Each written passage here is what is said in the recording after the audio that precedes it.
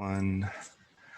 So Jose, welcome to the show. And from what I understand, you're a cinematographer, camera assistant with the IATSE, and so go ahead and tell us a little bit about yourself and what you've been up to. Sure. I've been a camera assistant with Local 600 for about 3 years now. Before that, I was a scene on documentaries, commercials, politicals, and corporate videos. Once I made the jump to Local 600, I started to do a lot more narrative work. Got introduced to big budget films, House of Cards, Wonder Woman, things of that nature. It's been about 7 years, I guess it'll be. Yeah, it's 7 years already since I started full on, since graduating college. I don't think anybody expected this thing to turn the way it did. This pandemic, I think, hit every single person like a sack of bricks. Yeah. I had just moved to a new place the week we got locked down. So in a way it was fortunate. In a way it wasn't, because then I was responsible for twice the rent that I was already paying. Mm-hmm. Yeah. So I had to get creative with how I was going to look at the next couple months, because I took it very seriously as soon as everything happened, because I already knew that there was talks already of people not being forthcoming with information. And so I went into this knowing that, we didn't know how bad it was going to be, and it was probably going to get a lot worse before it got any better. And I've never wanted to be so wrong in my life. Yeah. And it's been a wake up call to those of us that freelance full time, Mm-hmm. because you're now having to face the questions that even people at the top that have been skilled for decades are kind of scratching their heads and trying to figure out, like, whoa, am I going to be able to survive for a full year of no work? So I went about three months without doing a job. And I got to do 4 little quick jobs, but then everything else kind of died back down again since then. And I have something in the works, but at this days I don't consider it an actual established job until I'm on set. I'm actually working. Mm-hmm. So and I've already had it happen where something came in and pandemic took it away, even in the middle of the pandemic. So there's just a lot of factors that people are not maybe aware of that also work behind the scenes way before we even get contacted. That and my hat goes off to every producer and client that's actually taking it seriously and trying to do the right things to ensure crew safety, because at this point that has become my my number one priority with people, that that they're safe, that they feel safe, but more importantly that they are safe. So this thing just, unfortunately, it can destroy you in every possible way that you can think of, and then 10 times more. So yeah. I had some health complications in the past, so I unfortunately have to take it even more seriously than most people. Yeah. Because this could put me on my ass. So I go into it thinking it doesn't matter if I can pay my bills for 2 more weeks, if in 2 more weeks I'm dead. So if I go with that mentality, then I'm better off than I guess some people. That also helps you at the end of the day to kind of market yourself as somebody that's dependent and that people can rely on, especially as a position that is as crucial as a camera assistant or person in the camera department. because you are, the eye that makes the well, you're in charge of the camera. You're responsible for that piece of equipment, and now we're starting to having to reimagine how is it that we're transitioning between camera assistant to the operator to the DP. Like, how are we handling the camera? How are we passing it over? Like, can I trust that the camera operator has been taking care of himself or herself? Like, because you're sharing, you're all touching the same gear, right? essentially. Yeah. And so the level of trust between those people has to be very, very strong. Because at the end of the day, we're trusting each other with our lives. When it comes down to it.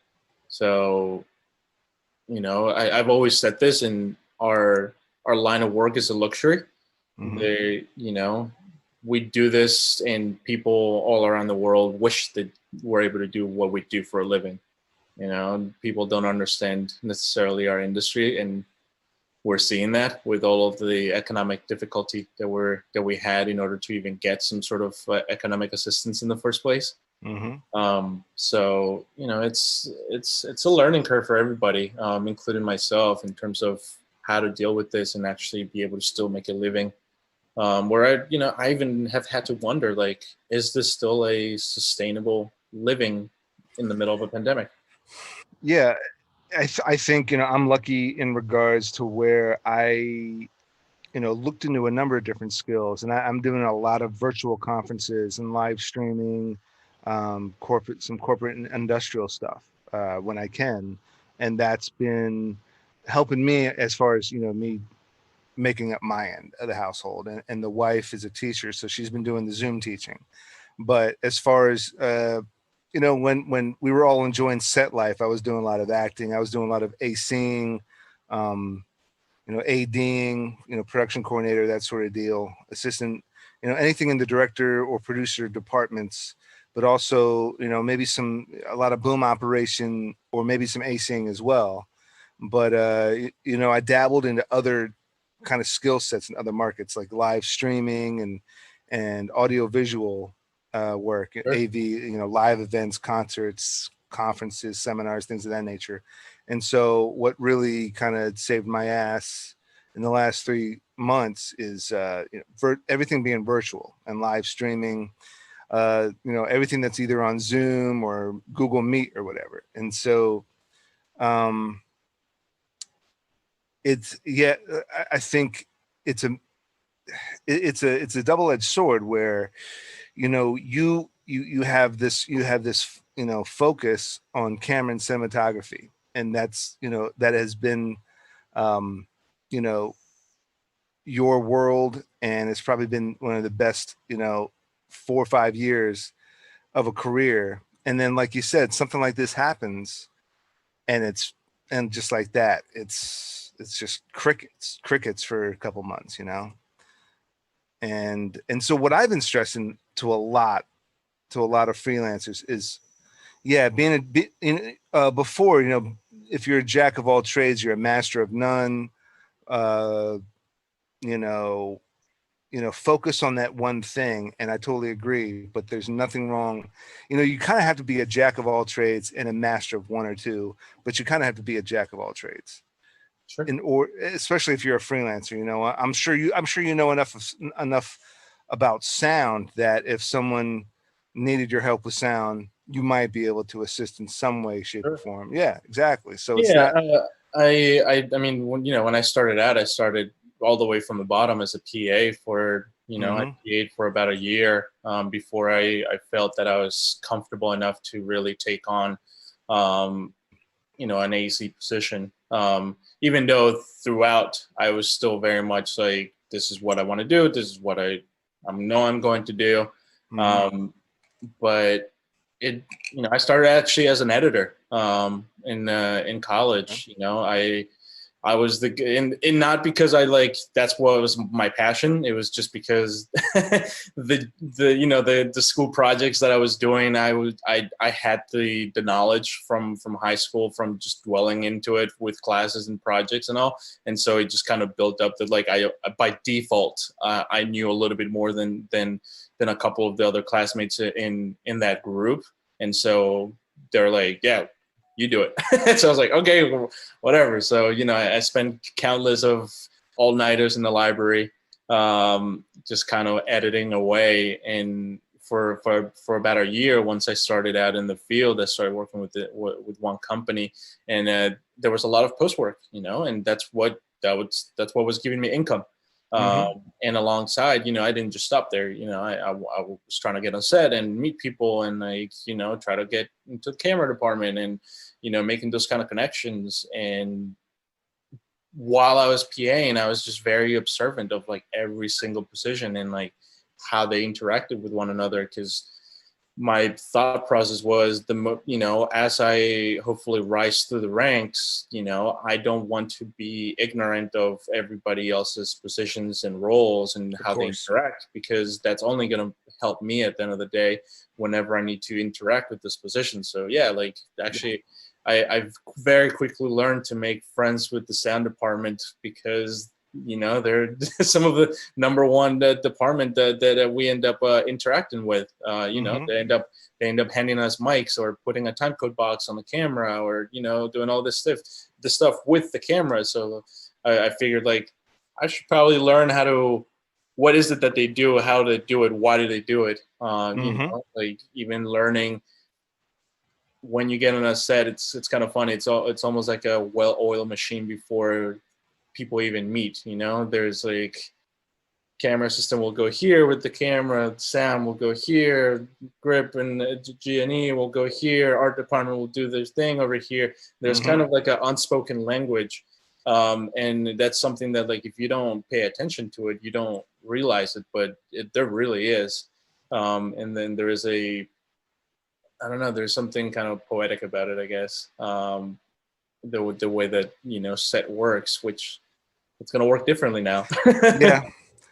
And but I still do feel, a great frustration, because I just love set life. In the last 5 years, I started acting as well, but for the last 15 years, I've been a freelance worker, behind the camera, crew work. And there's nothing more exciting than set work, just, like set life and going on a different set and traveling and going to different places here and there and seeing, just going to like these random locations, on location, production and what's next. It's just an adventure. And now, don't get me wrong, this whole virtual thing has its pros as well. And I think I swear we worked on maybe one production or two in the last couple of years somewhere in the DMV area. Sure. But now I'm getting to know you just through social media and virtually, and then that's going to turn into a networking thing, and it's building a network, and it's we're reaching out to a lot of people we probably never reached out before, because to a certain extent, the DMV is its own little market. It's tiny. but and it is tiny, but since then, if starting this podcast or playing games online and or just reaching out to random strangers through maybe the same industry, just on LinkedIn is, and that's how we've connected, how we've been messaging just on LinkedIn. I can check boxes, English language, industries, and maybe an area, and then boom, I meet a bunch of folks. I can message them, hey, if say I moved to California or say I moved to New York, I can just pick that area and reach out. And so this quarantine, this shelter in place, this last 3-4 months, what it's done for me anyway, it's lit a fire under my butt to like totally rework. Okay, in a year, we're going to be back to set life. There might be a bigger medical department and a smaller cast, smaller crew, and the medical department is going to be tripled probably. So you got to think about that. But we're still going to be back to set life. We're still going to be back to on location production life. But in the meantime, we find ways, we find production hacks, we find workarounds. When and I deployed in 2014 to Kuwait, and so I found myself in a totally different environment, totally different surroundings, and it's like, okay, what can I do to better myself, and it's like you find yourself changing diets, you find yourself, hitting the gym all the time. And so like just the way productive human beings, rework their lifestyle and their productive lifestyle. Yeah, absolutely. I mean, I've had to rethink everything that my whole life, I had to rethink it. And I'm a thinker by nature. So, you put me in an isolated place, one of two things is going to happen. I'm going to tear the place down, or I'm going to rebuild something. So there was a lot of, trying to figure out what is it, because I've always been somebody that I can't sit still, or I can't not do something. I can do it for a week. And, I've self-proclaimed myself the binge king, because I can watch a show for a whole day, 2 days, 3 days. And like, it's like nothing. I watched Game of Thrones in season 1 through 7 in 6 days. Yeah. And, put in 12-hour days just watching it. And I can do that easily. Just because like my attention goes to the craft, and then being immersed in that world and kind of forgetting about everything else. But I can do it for about a week. Once I do that for a week, then I'm like, all right, I got to get back on set and I got to do something, And this time, like, that wasn't the case. This was, oh, well, I don't know how long I'm going to be stuck in here for. I don't know when's the next time I'm going to be able to interact or see friends and see family. Like, I wasn't able to see my mom for about 4 months, and even at that time, like, she had to like wear like a plastic suit essentially, so I could actually give her a hug, which, is kind of like a big wake-up call, because she's in the age group where she's more susceptible to getting this thing and really being affected by it. And so that I'd rather she be alive and we can Skype call and live chat and all that, but I'd rather her be alive at that point. Absolutely. But you're right. I mean, we as set people kind of figure it out every single day we're on set on how the hell we're going to do this. Can't tell you how many times I've walked into a room that's a production booked, and for this elaborate setup, and it's a 10 by 10, 12 by 12 room with white walls. Yeah. Make it look interesting. Yeah. Okay. Well, yeah, there are those days. There are those days where you're stuck in like the lamest location. I mean, yeah, there are those days too. And so now I kind of saw it in this way. I'm like, all right, kind of figure it out now, I guess. Reinvent the wheel, so to speak. And then that's kind of what I started doing, I guess. And it wasn't easy, especially with somebody that had felt that had progressed very quickly in his career. I just literally just got a home gym, and I canceled my membership to the gym because I was tired of developing a gut for the past 3 months of sitting on the couch, and not really feeling motivated to do anything, and this is somebody that grew up playing sports. I mean, I was a collegiate athlete as a soccer player at the college level, and even when I went from college, going to practice every single day to like now all of a sudden, oh, you kind of have to go work out on your own. Like, that was an adjustment period, and I had to learn how to do it, and and so I saw this once again as like, all right, I have to figure it out again. And so, recently I was able to, because of the, thankfully, those jobs that kind of gave me a little bit of a fresh breath air. Um, I put up a home gym in my basement, and now I'm kind of starting to do that, and that has now alleviated a lot of things, physically and mentally, especially just kind of being able to throw some energy into something physical like that has been really, really helpful. Yeah. Um, Yeah. and as far as like, how and where this industry is going to go, I think that I don't know. The answer is that I don't know. I think that there are people that are trying very hard to make it still what it used to be, and to some, and I empathize, but I think that it is, anybody that thinks that this is going to go away anytime soon is really just fooling themselves.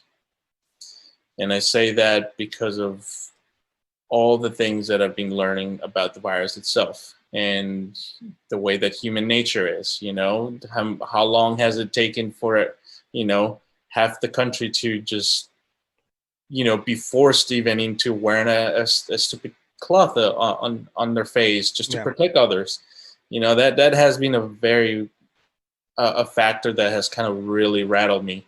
I've been in this country for about 17 years. I'm originally from South America, from Colombia, but I was born in Chile. And I was just like, wow, I've never really second guessed, like, is this the right country for me to be in right now? And not because of that I don't love it here, that I don't love the people, and then I don't appreciate all the opportunities that I've been able to take advantage of while I've been here. I mean, that has been my life. That's the reason why I'm still here. But your mind goes to like, whoa, like. Yeah. Is this really this is how hard people are having to grasp the understanding that we're trying to save other people from dying, and that's what I've really struggled with, the personal aspect of the caring for other people's lives, because I don't think people I've come to learn are very self-centered. Yeah. But especially for whatever reason in this country, there is something about that, I don't know, has caused people to think that, and it's not everybody at all, because that's the thing about this country. It's filled with people from all walks of life. So as great people that we have, you have another group that is clashes very much with the other group, and Sure. and I mean, that's and you raise a good point. That is what can make this country great. Is that a lot of different ideals that were maybe based in different countries, and yeah, all those different ideals kind of mesh and clash and kind of reform. It's like it's like different different metals, sure, constantly melted and formed and refolded, like a master swordsman just refolds and sharpens and polishes, and that's and that. And I understand, and yeah, you're right. There is a lot of frustration. There's a lot of we're in a very majorly uh, heated kind of environment right now with this country, not only with the pandemic, but with a lot of other situations going on. But we're both filmmakers, and I think there was an interview with Alfred Hitchcock, I want to say back in the 60s. This guy was interviewing him, and he says, is your audience in America different? I forget what the question was, but his point with America is there are no Americans in America. It's a million other different people. immigrants. America is just a hotbed of immigrants. There really is no Americans in America. If you're an American, you're probably somebody else as well. Well, And, let's put it this way, and then let's take it a little bit compact. Unpack this a little bit more. There's also the notion that, and this is again because I was not only born but grew up in a different country. I was taught that America is a continent, not a country, and so like I'm an American. I'm not a U.S. citizen, but I am an American. And people in the U.S. just because I think that have been taught this way, but also it is easier to just say I'm an American because it's in the name USA. But I've had recently actually a lot of discussions with friends, really good friends, and even they don't it's hard to like grasp the concept that just because you call yourself an American doesn't mean that people in Mexico, people in Canada aren't Americans. Also, they are in America. North Americans or South Americans or Central Right. Americans, yeah, Right, absolutely. and even that, that was only a difference that was made throughout history, not because of actual differential of continents and landmass. It was because people decided at one point that, hey, we're going to call ourselves this, and we're going to call ourselves this, and we're here and we're here. But like, the notion even of what's north, what's south, it's relative to the perspective of people. We're in a globe. Like, Yeah. it's north and south. It's only corresponding to which way you're looking. And you're talking about even polarities. Polarities change throughout history. The north was sometimes the South Pole, and the only difference between South and Central and North America was that at one point people decided that they were going to drill a canal through Panama that separated Colombia and Panama from each other, and that was now a body of water dividing two different masses. Right. But before that, it was one landmass, one continent, and so then you got to talk about like the maps and how maps look. And this is actually something I just learned literally within the past month, and how maps are even misproportionately represented, and it shows all the northern countries above the equator to be much bigger than they actually are. It shows Greenland as 10 times the size of the north part of South America, when that's not the case. And if you look at a map, let's say the US is right here, if this is the equator, this is supposed to be South America down here, and then this is supposed to be here, right? But in a map, it shows South America way down here, and the US right here, and then Greenland and Canada. And so like Canada doesn't appear to be actually it's not as big as it's represented on any, map that you look at.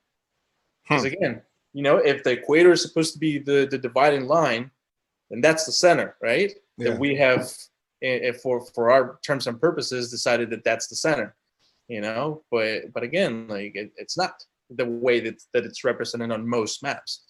And so if you look at it on a properly shaped map, it's going to look disproportionate to your eye because you're so used to seeing it this way.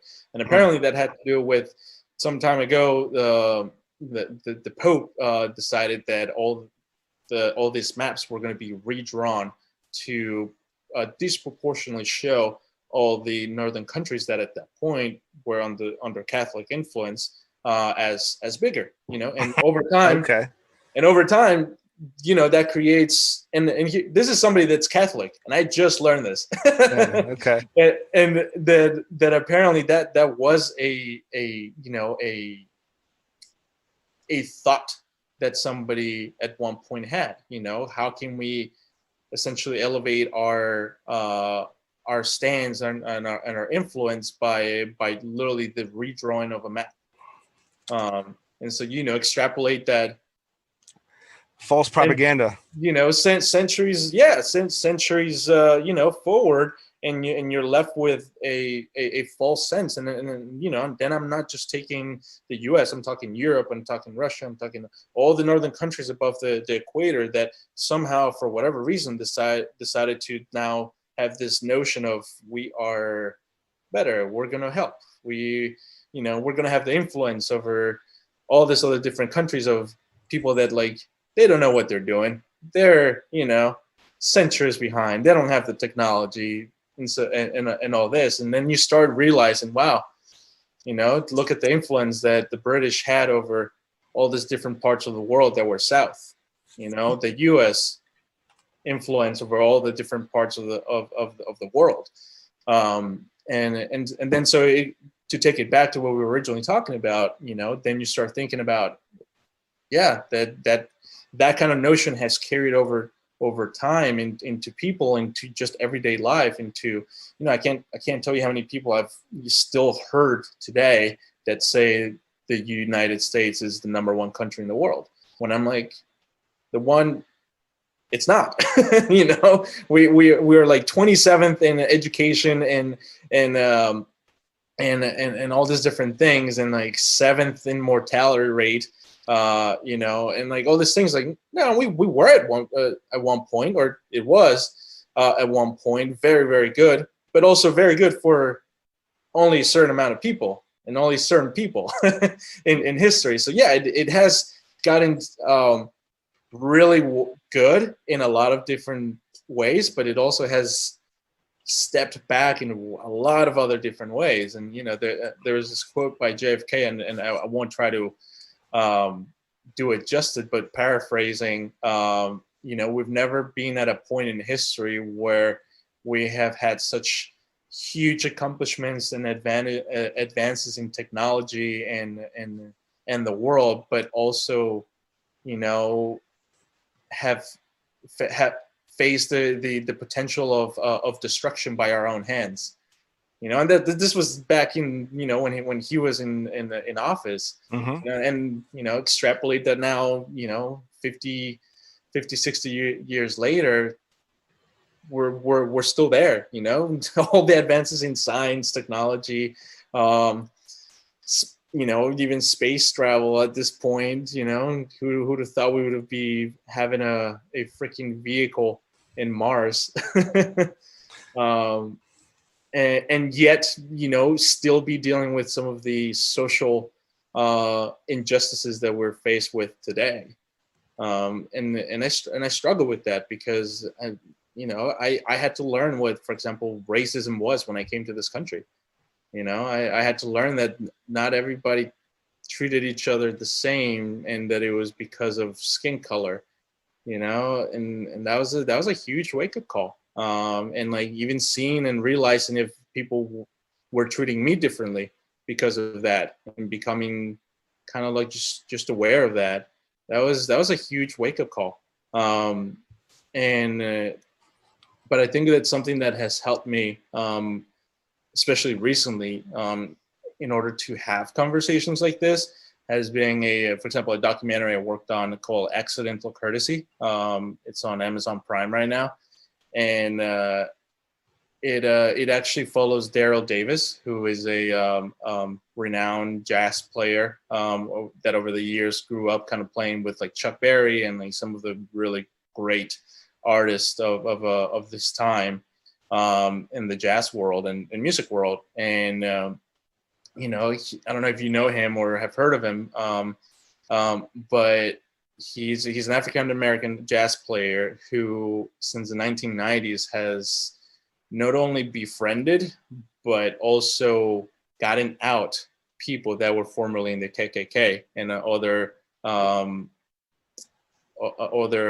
white supremacist groups, and that was a huge wake up call for me because, you know, he has these conversations with people that literally hate him, everything about him. Like, he doesn't even have to, like, you know, from the time that he steps foot in that room, Mm-hmm. you know, you can feel the hate coming from that person towards him. Yeah. And he's still able to have a conversation and sit down and you know, straight up and face to face ask, how can you hate me if you don't even know me? Yeah. And so, you know, he's had these conversations with people over the years, and again, like I said, like befriended them and, you know, gotten them out because they have come to see that, like, we don't have to, you know, listen to the hate that we've been taught. You know, somebody once said, you know, hate is taught, love comes naturally. Yeah. And So, you're right. And you're right. And a lot of these old folks with these ingrained ideas of racism, you know, everybody other than whites are just, you know, animals and lower. I mean, this is something that's ingrained in them. This is stuff that their grandfathers were taught in church. yeah. Their grandfathers passed it down like religion.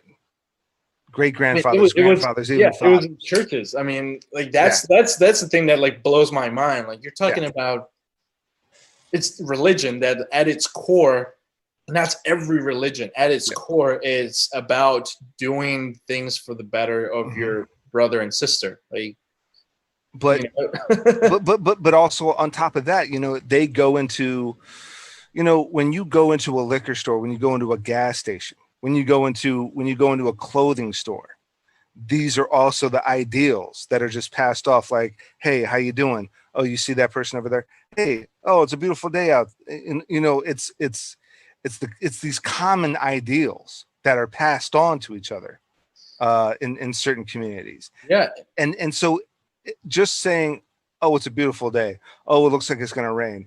Oh man, you know, Dallas lost again. Well, I shouldn't. I'm not going to say any sports teams because I don't want to. I don't want to misrepresent anybody. But okay. So I'll just say, you know, like, you know, the baseball team sucked this week, and then another comment that reinstills this, you know, 400, 500 old ideology. Sure. And they're just that's how ingrained it is, and it's just passed down to generation to generation. And so, you know, in the military, I have met folks that are seeing the world differently now, and they're like, "Shit, man, I'm just realizing how idiotic a lot of folks are, how close-minded, how just ignorant and ingrained this is." And it's like, and you know, some snap out of it, some don't. I mean, even in our industry, that's the mind-blowing thing. Yeah. You know, like, you know, a report just came out within the past month about the diversity levels within the local 600, you know, and the numbers of, for example, operators that were of minority, it was it was laughable. Laughable. I mean, I'm talking less than 10, I think, if I remember correctly. Like, that's mind blowing for an organization that's, you know, about 8,000 members. You know. Yeah. Like that's insane. And so that going back just to really briefly to what I learned from this experience with this person, with Daryl Davis, was that it made me at least unafraid to talk to somebody with a different point of view, but also to not give up as easily or frustrate as easily with somebody that opposes what I think. And that has been really hard. I mean, especially now because of, you know, the fact that now it's a matter of life and death. That like somebody's opposing point of view can literally mean that I can die next week because of their carelessness and their unwillingness to, you know, follow a simple request. You know, at this day we follow, you know, traffic laws. We put on a seatbelt. We wear clothes. You know, because like that's what we're required to do. Right. You know, and like, you know, and I put it to this way to people: like, if you expect if you expect a healthcare provider to be wearing that get up, you know, for 12, 14, 20, 36-hour shifts that they sometimes have them do, which I think it's outrageous and extremely dangerous. But nonetheless, these people are put into those positions. If we expect them to take care of us because of, whether it's because we were not being careful, or, because we simply just got it, then I shouldn't have a problem with having to wear this to ensure that these people are not even more clogged in hospitals and waiting rooms, and it's just it's at the end of the day, it's just stupid. And I ask people this when I'm having an argument with them in terms of this, like, how many of your loved ones are you willing to sacrifice if it means that you don't get to wear a mask? Right. Yeah. The answer is always this: 0. Yeah. Yeah. And I got into it with one guy that wasn't wearing his mask and was standing too close. And I said, can you put on your mask and step back? And he kind of gave me this brushed off look. And I was like, dude, if I had a flu and I was stuffed up and congested and you could tell, would you ask me to step back? And he goes, yeah. I was like, number two, if we were in the bathroom, right? You were going to the bathroom, I was going to the bathroom, and you knew clearly I was taking a shit, and then I walked out without washing my hands. Would you have an issue with that? Yes. Well, obviously we're in a time right now, right? Put on your mask and take a few steps back. That's all I'm asking, because if you expect me to wash my hands after taking a dump, or if you expect me to, stand a few feet back when clearly I'm stuffed up, I'm wiping my nose, I'm sneezing, I'm snorting, I'm coughing, and you want me to step back from you, then do the same. Let's wear. Well, and the thing is that, like, you don't even have to do that now to be able to give somebody the virus. I mean, just talking to somebody is enough. And that's what people don't get. Like, I've had those same interactions, and some people are very receptive to it and say, "Oh, I'm sorry," and they put on their mask properly, because I see this, like, people put in their mask and, like, right below their nose. I'm like, you're not doing anything, like, right. like, you're just having the appearance of trying to do it, do what you're told, but you're not actually doing it. And so I had this very weird interaction with this. He was a younger guy with his what I could tell was his sister and his mom, and in a supermarket where we're required to wear a mask and everything, and I had to ask him, like, hey, can you put your mask on? And he said something about, like, some snarky comment, and like, oh, these people are gonna think that I'm about to rob the place. And I'm like, no, man, they're not. Like, we're all wearing the same thing. Just please, just wear a mask. Yeah. And so, like, now I have to even rethink how it is that I approach that conversation, because it has turned ugly in a lot of different places now, because people, again, they're holding their made up freedoms above the lives of other people. And even freedoms in this country have exceptions and have limits. You can't go into a room and yell fire or bomb, because even though you have free speech, because that endangers the public and will cause chaos and will cause harm, cause panic. Yeah, exactly. So cause panic, and panic will cause harm and chaos, which could cause harm and damage. Right. And absolutely, yeah. You extrapolate that to everything. You want to talk guns. Well, guns have limitations too, and where you can have a firearm, whether you can conceal it, whether you have to regulate it, because there are people out there that don't know how to handle a gun, how to behave themselves, and so liberties, as much as we want to defend them, still need their boundaries in order to ensure that regulations, that your freedoms don't overtake my freedoms. You know what I mean? And if it's a matter of life and death and the survival of a species, then it's not necessarily a liberty. It's something you have had the entitlement to up to this point to carry. Like, that's and maybe entitlement is not the right word, but I think you get what I'm trying to say. Absolutely, yeah. And so that's what I've struggled with the past couple months. How to have these discussions with people that will disagree with me, and still be able to get them to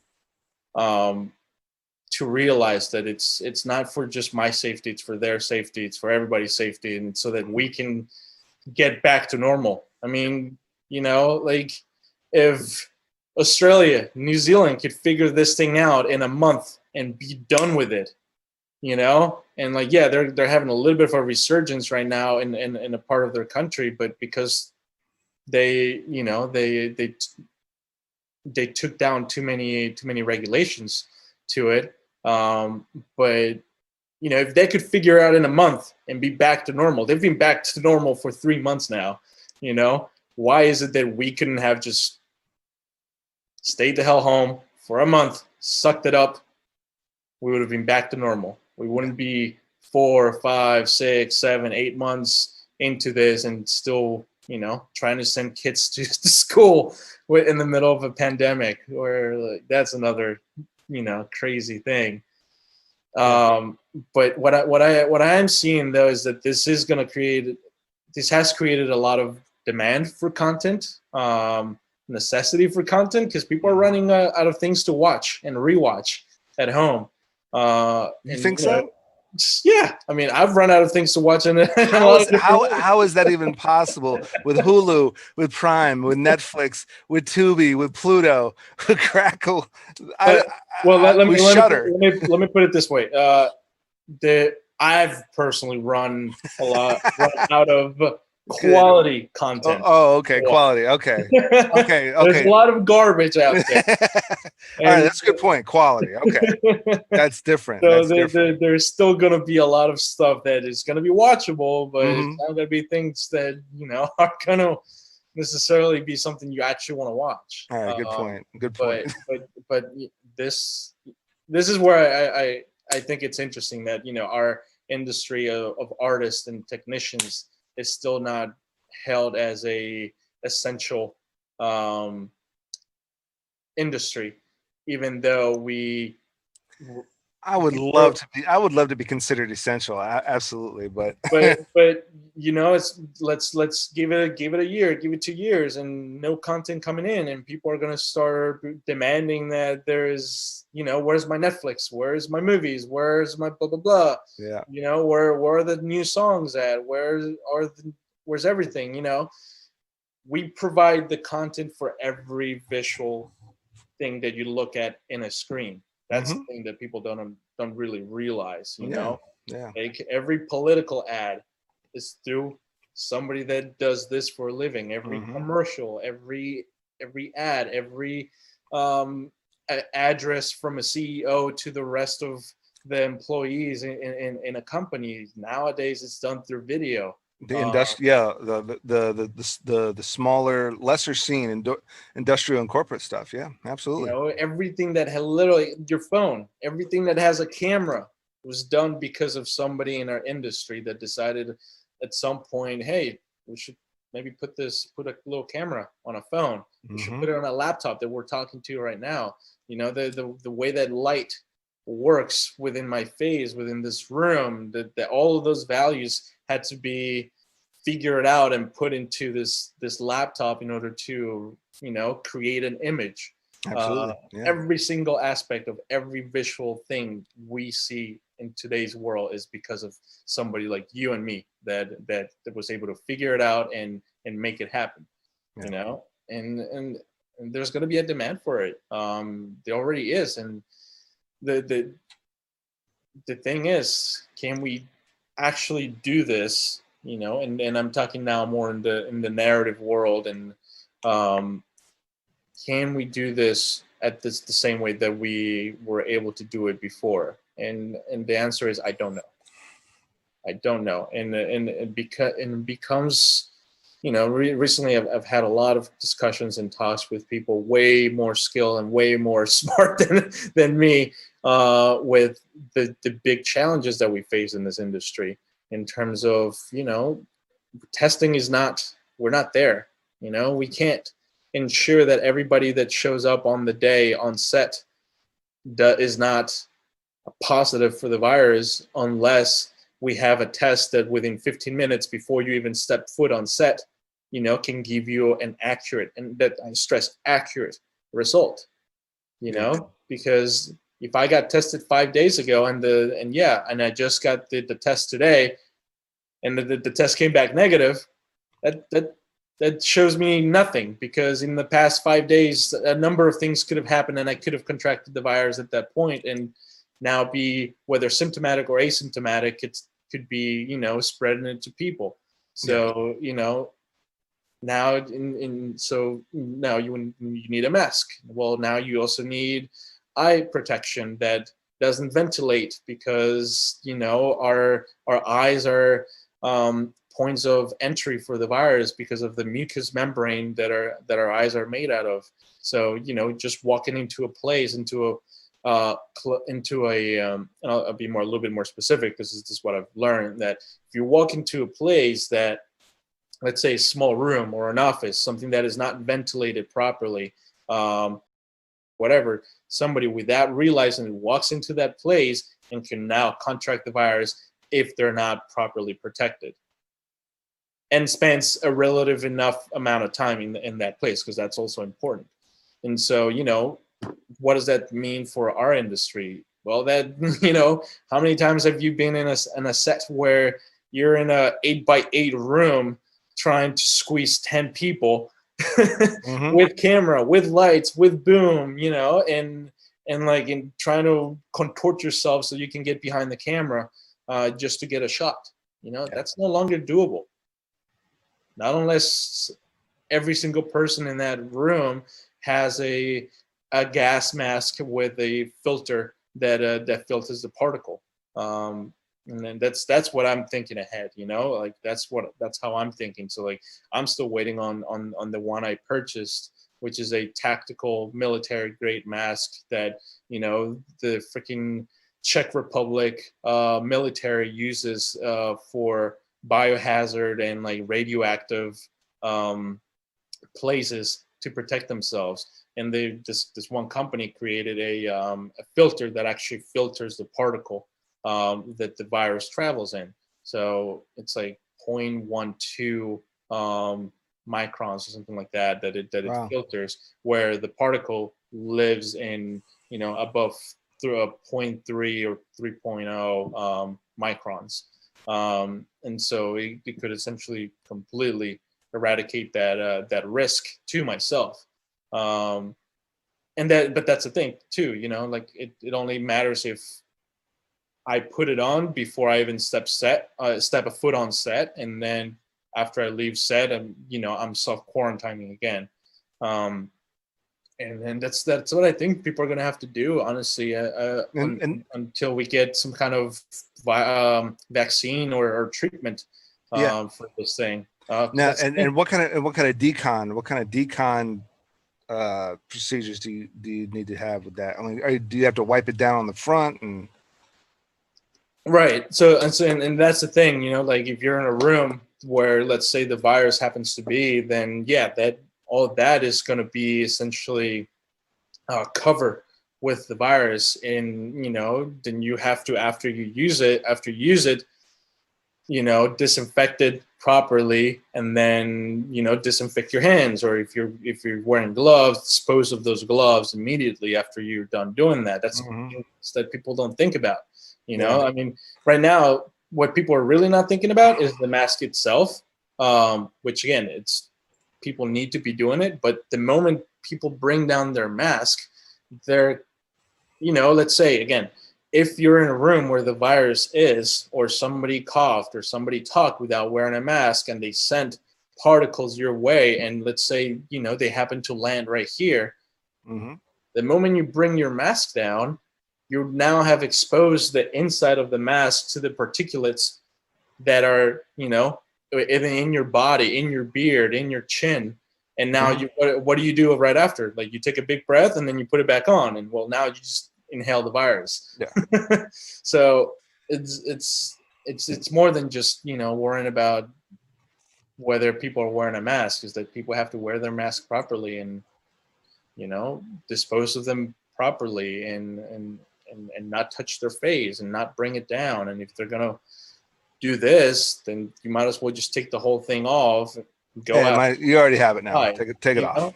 know? So Yeah.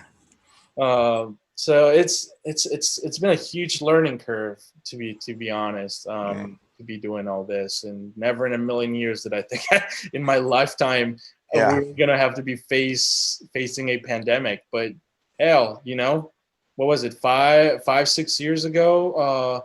There was a team that was put in place just to protect us for something like this, and I still remember this interview with President Obama, where he is literally on record saying we will face a pandemic of airborne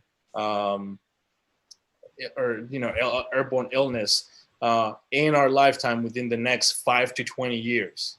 5 to 20, and that was 5 years ago, like almost to the date. And like I had never heard of that discussion or that speech and that information until it resurfaced the moment that it was called a pandemic. And so that was a huge wake up call as I heard that too. And so it's gonna change our whole lives. It already has. But I think what you're saying is making yourself somebody that can be proactive in learning a lot of different skills and traits in our world. It's going to be very beneficial. But I also see it as a potential risk because it's a double-edged sword, like you were saying. You can be very good at a lot of things, but you won't be great in all of them. And that might matter to a client or two, where they expect a certain level of quality if they're paying money into something. So I go with the notion of let's not do things that we're not actually prepared to really do. Do the things that we know we can do them well, expand on the things that we don't know how to do, seek knowledge, because the knowledge is out there. Like literally on a laptop, you can learn every single thing on set just by watching. But just by watching videos, what doesn't get taught is the interactions of people, with how to deal with a client, how to deal with a producer, how to deal with a director, how to navigate those political arenas. That doesn't get taught, and so unless it's a conversation like this, or you're actually on set, and so I caution people from marketing themselves as just a one-man band unless they're actually qualified to call themselves a one-man or one-woman band. A one-person band should be the proper term. And you raise a good point, because successful people, brilliant people, maybe not brilliant people, but successful people surround themselves with other people that are extremely talented or brilliant in their department. And I think I've seen in the last year a lot of government officials, a lot of politicians. Right now, I'll leave names out, but they act like they're the one-man band, like they have everything figured out.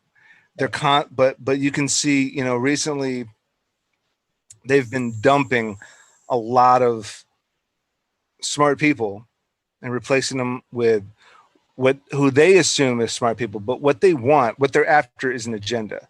They're after, they have a specific agenda, or they don't care about other things that are important. They care about their agenda.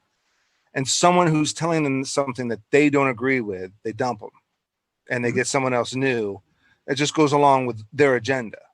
And that's why they're failing, or that's why they're not as successful. And this goes into business. This goes into production. I've dealt with directors. I've been an AD a number of times. I've been fired as an AD a number of times because I'll tell a director something he doesn't want to hear. I'm like, dude, I've been doing this for a while, and I'm telling you, I love your vision. I love what you want to pull off. We're not going to be able to pull that off in 8 hours. We're not going to be able to pull that off in the last 4 hours, in the last 2 hours that we have for the rest of the day. You really need to dumb this down. And I've been bumped, or I've been yelled at, or I've been like, screamed at. And then I said, okay, listen, you want to go with your way? I can't fight you on it because, sometimes that director was also the writer and the executive producer. Right.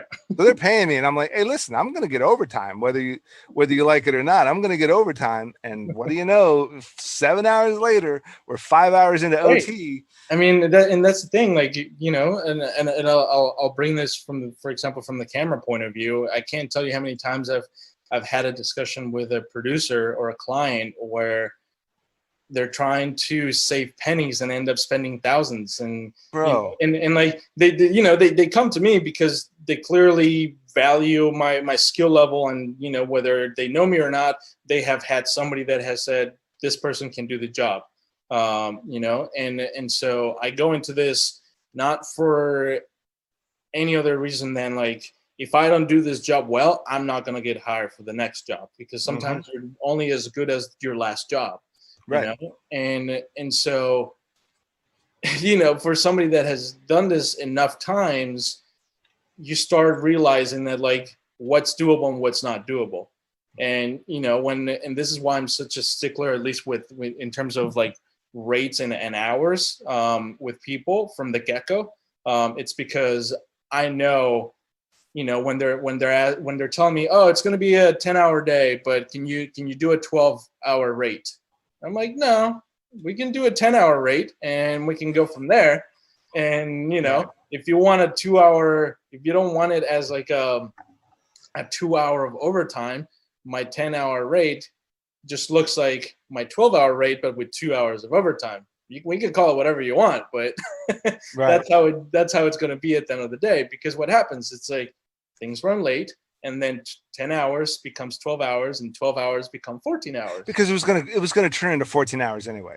Exactly. Let's be honest. If you gave them a 12-hour rate, it might have been close to the 10-hour rate with overtime, but still it went to 14 to 16-hour days. Right. And that's something that, I had to learn the hard way in a lot of different ways, but also from talking to different people that, again, have had way more experience than me, and, kind of educated me on how to have those conversations. And at one point you do have to stand up for yourself and say, like, like, my time and my skill should be valued accordingly. And if you're not have the money for that, I understand it. Yeah. But there's a difference between, requiring a certain skill level and not paying properly, and not having the actual budget for something that's not like a client that, has millions of dollars or in revenue or whatever. And a difference between like a nonprofit organization or, something that you're doing as a volunteer basis, or like a student project or something else, where there isn't, like, nobody's making money, you know what I mean? And then like asking somebody, hey, can you help me? There's no problem with that. Yeah. Absolutely no problem with that. The issue becomes where people are willing to, have a fight with you about a $50, $100 increase on a rate, yet they're spending $3,000, $4,000, $5,000 on camera packages, with all the bells and whistles, with all this different things, and then are asking you, bring your skill in order to use that equipment that is a very technical equipment in order to give me the product that I need for my client. Right. And so a funny story. I was an AD on this independent pilot in the Baltimore area, and I was able to get maybe 10 different PAs for free, student PAs from Towson, to work on this film.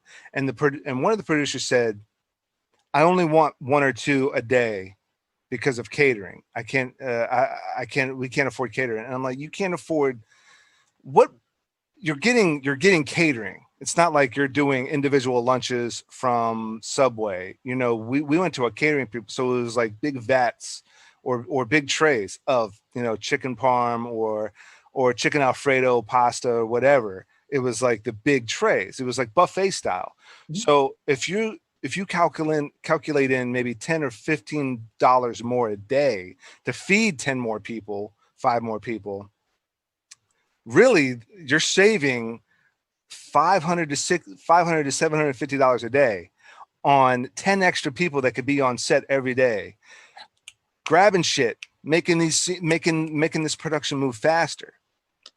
You're getting $1,000 a day of free labor. Yeah. For $10 a day extra food. Right. And I mean, it's, you got to think mathematically here. Like you're crazy.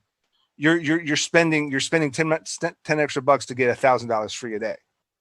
And my thought process from also, you know, trying to learn the positions that producers find themselves in, because I have to try to, you know, see it from another side, and I get it that you can only work with the money that you're giving, but there's also, before you even working with that money, there's also the fact that most producers are having to bid on a job, you know, and therefore the way that most clients are going at it is, all right, who's going to be able to do this job for cheapest? That's the mentality of a client. Like, how can I get this product And done even that client for the cheapest way possible? You know what I mean? But that's the mentality, because, well, we can talk about capitalism, but like that's the mentality. How can I get the most for the least amount of money?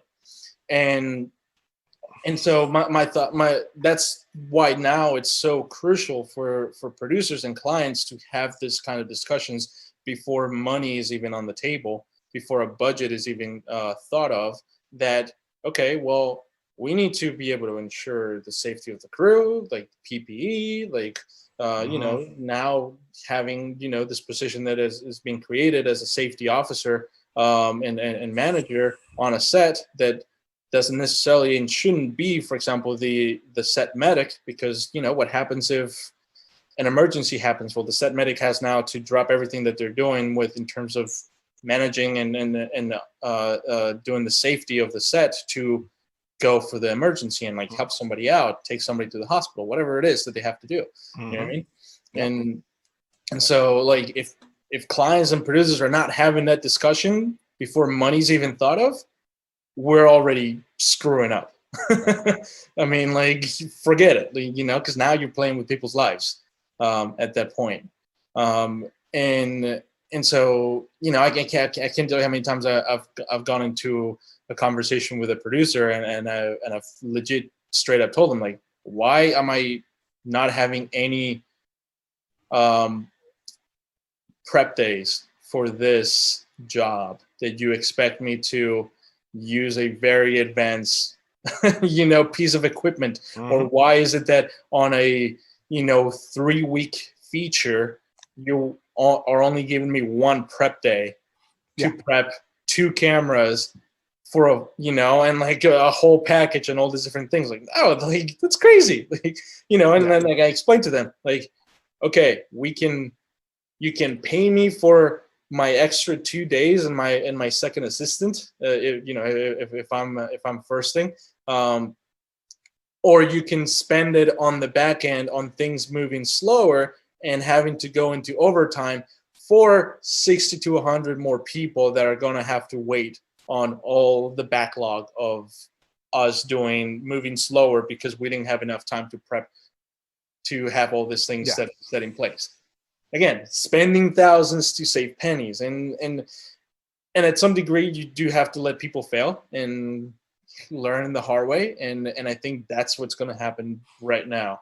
I think a lot of people are going to find out that the people that are marketing themselves as the one-person band, unless they have know full well that they can deliver that, and even the pros and even the most skilled person in the world, it's still going to lack something. It doesn't matter what it is. It's still going to go somewhere. Something's going to fall through. because that's the nature of a human being. Like we can't have everything that figure it out when there are so many different things and so many moving pieces going on, and so like that, those discussions have to be had right now, and it's gonna be a wave. It's gonna be.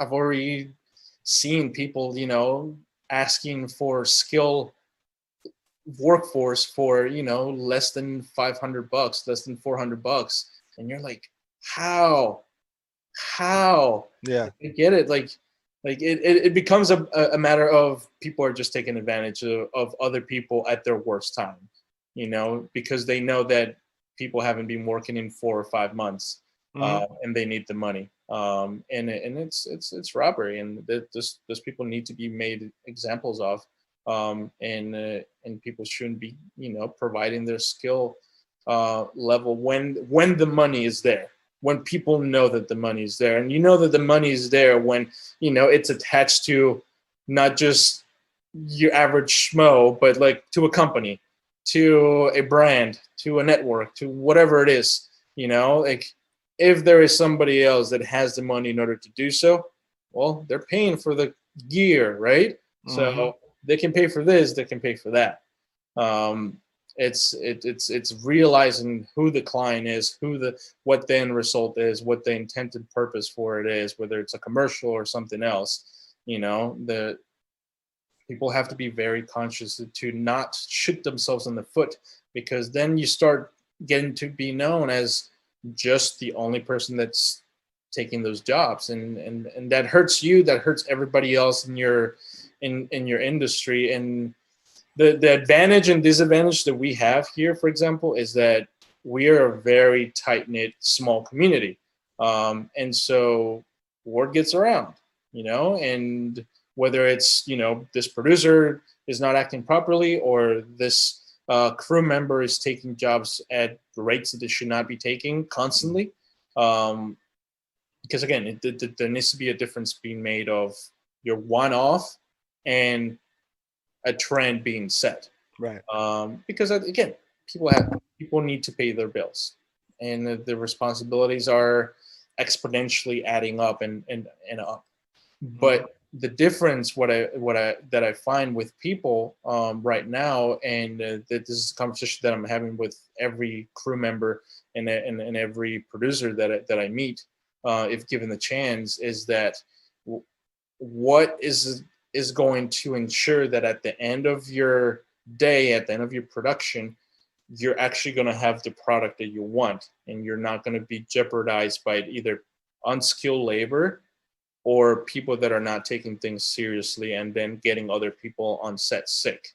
Because if you have to be shut down in the middle of your production because somebody got sick, because somebody along the way missed something or didn't pay attention, or just was careless, even outside of set, that's a huge factor for a company and for a project to not be able to now have to come up to the client and say, well, we need to schedule another day with a whole new crew because the crew is sick, so we got to reshoot and do all these things. You know what I mean? Like, that's huge. That's huge, if, especially for a company that has spent thousands of dollars on just one day, for example. On wanting to deliver a project. So like, what does that mean for us? Like, then that means as crew members, we have to be able to market ourselves as somebody that can be dependable, responsible, and can ensure that my life on set and off set is going to be towards the purpose of working properly, and healthy. That's going to be the number one marketing strategy for people, I think, because otherwise you're just jeopardizing jobs, you're jeopardizing money, you're jeopardizing, but more importantly, people's lives at the end of the day. Yeah. And and there's been a number of gigs I passed down because well, yeah, like I said, I'm a little bit maybe luckier because there's a lot of gigs I could take just from home, working from home, virtually teleworking. But there's a lot of gigs I passed down because it's too far. you know, I might have started talking to him a little bit about the the precautions and the safety measures, and you know, I didn't feel comfortable about it. And there's some gigs that I'm willing to take that are a bit far, and it's on set, and they're still shooting them. They're still shooting something on location, and based on the information they gave me, it's a smaller crew, smaller cast. Things are being spread out, and of course, you know, they made a big mention of safety, COVID and quarantine safety measures. And so safety and health measures. Yeah. So, Sure. what would you say is next on the agenda? Next set of goals, next on the agenda for you for the next 6 months from now? I mean, number one is just trying to stay alive. Sure. It you know, I don't want to beat the drum over and over again, but honestly, that's what it, for me personally, that's what it is. I mean, it's a matter of me staying alive, because that's going to ensure that I can actually have a job. Yeah. You know, I mean, I've been, for example, 3 weeks right now where since my last job, I haven't really left my house other than twice, once to the supermarket and then another to go pick up a food from a place that I ordered that didn't have delivery. And that's it. I mean, that's the thing. Like, I don't know. The answer is I don't know. I mean, I'm actually started trying to do a little bit of investing with stocks and cryptocurrency, and that's its own other world. That Oh yeah. its own set of issues and its own risk levels and dangers. But it's, you know, it's something that at least I can do from home, and that can provide a certain level of income if done properly and correctly. So what I've been doing over the past couple months is just honestly just been reading and watching videos on how to invest and the dangers and the ways of doing it, like when to do it, when not to do it, how to do it, and you know, how to read graphs. I've never thought I would ever be one of those people that staring at a screen looking at like just squiggly lines going up and down, red and green. Mm-hmm. You know, but if that is what's going to be able to provide me to, you know, have bills that I can pay and whatnot, you know, it does me no good for that money to be sitting in my bank and essentially just decrease in number, because I'm going to have to spend it on whatever I need to spend it on, whether it's rent, food, or, you know, bills. Mm-hmm. I needed to at least be working and doing something because of the uncertainty of what's going on. And so that has been and hopefully will be something that can help me in the future. And what else? I mean, I can't travel, you know. Right. I mean, even if I wanted to go back to Colombia for a period of time, and as much as I love that country, and it's, you know, a big home for me, it's not where my passion is in terms of career. And it's also a place that has been hit very hard as well. Mm-hmm. So, you know, that's the thing about a pandemic. No matter where you go, you can run into it, you know. And No matter where you go, there you are. And exactly. and there it all is. Yeah. Exactly. So, you know, I just have to be, I don't know, head on a swivel, I guess, to be able to jump at the opportunity. I'm starting to consider, so, you know, editing a little bit more and doing that. But, you know, so far I've only been known within the camera department, so it's also hard for somebody to be like, okay, edit this for me, when, like, you know, they don't know me as an editor. Yeah. Per se. So and I also don't feel like, you know, I'm not trying to take jobs away from full-time editors that have been doing this for a long time. I can only, you know, say, hey, I have this set of skills and I'm happy to do it. If, you know, unless you have somebody that's better and that, you know, will be able to do it and provide you with what you want. at the end of the day. Mm-hmm. I think I've always been confident, but not overselling myself to what I want to do or what I'm trying to do, and that has played well for me because I'll tell you, for example, there was a feature I first about 2 years ago, I think it was, with DP Sean Peters, who I met through a job with Bradford Young on a short film. And we met, briefly for a couple of days on this short film. But then when he was up to DP this union feature, he brought me in to interview, and I was frank with him. At that point, I had only first did one other feature. It wasn't a union feature, and this was a union feature. And I said, I know I can do the job. I am confident I can do the job.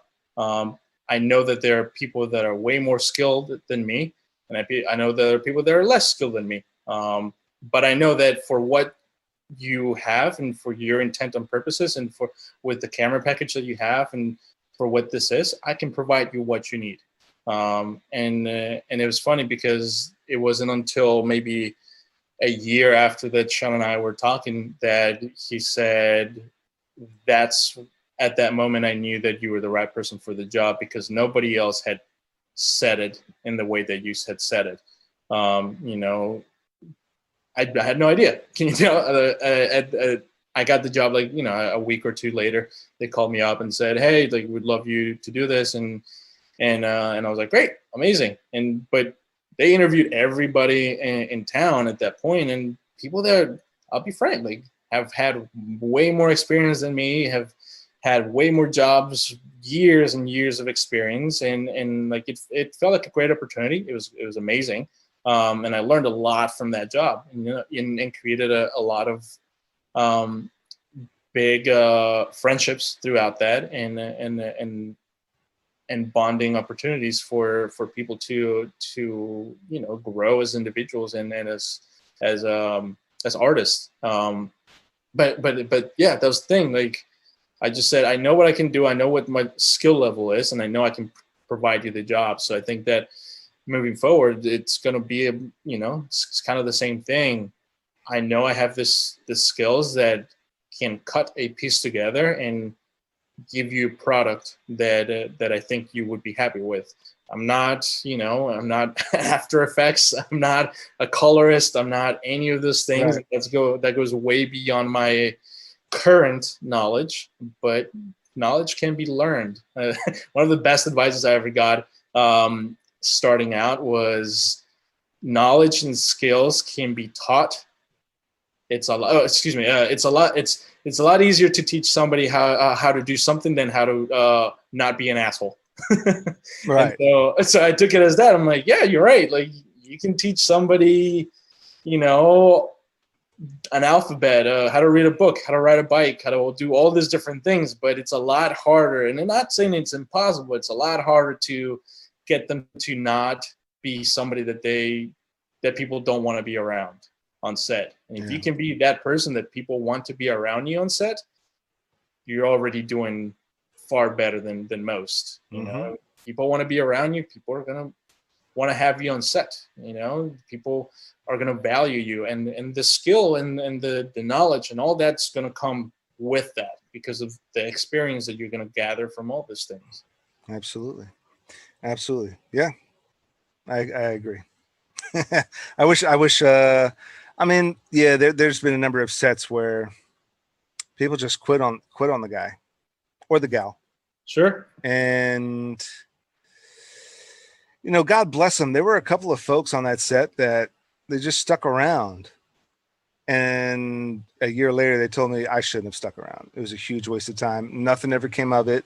He owes me, I think one set, so-and-so owes me money. Another set, so-and-so owes me favors. It was barter for time, kind of a deal, super ultra low independent. A lot of people working for free, it was like a passion project. And then, he made promises he would, loan gear or work on somebody else's thing. It never did. He disappeared, or she. I'm trying to keep it as anonymous, but yeah, I mean, it's like you've really got to be careful. A lot of times people don't want to talk, and you got to talk to them. And I'm big. You know, a lot of people want to like. See, I'm big on emails. I'm big on things being in writing and phone calls. And a lot of times I've noticed I'll text somebody or I'll email somebody and they call me back, and I'm like, dude, this was something for you to reply to. You know what I mean? Like that kind of comes off as fishy. You know, every time I write you an email and I want like a list of information or a list of answers, list of details, you always call me back. Obviously, this person doesn't want the shit in writing.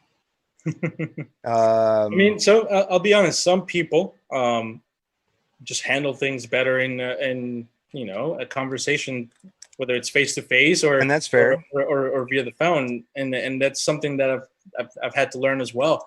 I mean, sometimes it's just quicker to have a conversation than just spend time cranking away on an email, because I mean, I'm somebody that like, I'll read an email 3 times just to make sure that I'm spelling things properly and that it makes sense, and I read it to myself. I'm like, okay, this person's not taking it another way, because you can't convey tone through text. You know, you can only convey inflection through language. So there's a balance. There's a balance. There is a balance. I think that yes, there's definitely emails that need to just be emails, and that's it, and they don't need to be phone calls. But there are phone calls sometimes that need to happen from responses to emails. I mean, I've done it plenty of times. Yeah. So one last point you want to make to anybody watching, one last bit of advice. I mean, if this has showed me anything, is that now more than any other time in my lifetime, people need to be more connected with each other and checking in on each other. I mean, I've been trying to make it a point of you know, checking on, like, whether it's my DPs, my camera operators, my ACs, or, you know, just people I care about from time to time and often, because that's the thing. Like, you don't know if that's when, for some people, it could be the last conversation you have with them in the middle of this. So, and, you know, then there's the other part of you don't know what life somebody else is living. And as fortunate I am into being in the position that I'm in right now, it's still very hard. You know, isolation sucks. And, you know, me being responsible also means me isolating myself from other people. And that can be hard for somebody that's not ready for that and it's not mentally prepared to do that. At this point, you know, we're 4 months into this, but we don't know how long it could be for until, you know, somebody finds a vaccine or whatnot. So I think that, especially with today's technology, we have the ability to not be a stranger with people and to have conversations, even difficult conversations, you know. And out of nowhere, you know, we're talking via Zoom, two complete strangers that, you know, by chance happen to, you know, look on a website and say, oh, this person does this. Okay, let me reach out and have a conversation. You know? And so I think that's going to have to be key. If people want to move forward, we're going to have to be able to talk to each other. That's the main thing, and everything else can be figured out with a conversation. Yeah. So thank you very much for having me. I appreciate it. Oh no, thanks, Jose. Jose Sarmiento. Thanks again for coming on the show and talking, and a lot of good insights. You know, a lot of good points, and I learned a lot. And I can't thank you enough for coming on here, Sharon. And to my viewers out there, you know what to do. Thanks for watching, and check us out next time.